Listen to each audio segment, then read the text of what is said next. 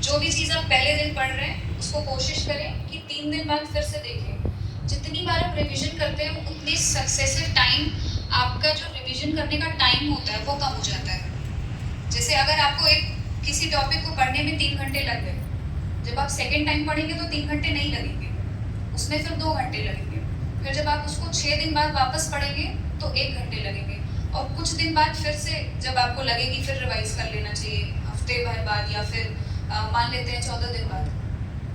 तो उस टाइम आपको हार्डली आधे घंटे लगेंगे उस टॉपिक को खत्म करने में। तो ये एक साइकिल होता है रिवीजन का। इस तरीके से कोई भी चीज़ दिमाग में फिक्स हो जाती है। और दूसरी चीज़ रिवीजन करने का जो तरीका है मैं बताती हूँ, जो मैंने अप्लाई किया था,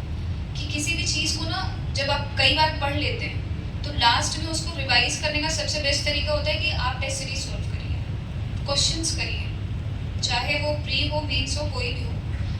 और सब्जेक्टिव भी नहीं है वो चीज़, ये कॉमनली मैं बता रही हूँ, हर सब्जेक्ट में आप अप्लाई कर सकते हैं कि किसी भी चीज़ की अगर आप टेस्ट सीरीज सॉल्व करते हैं ना तो आपको क्वेश्चन सॉल्व करते करते बहुत सारी चीज़ें समझ आ जाती हैं कि आप कहाँ लैग कर रहे हैं, कहाँ लूप होल है और कहाँ आपको काम करना बाकी रह गया है। वापस से उसको रिवाइज करिए क्वेश्चंस के थ्रू,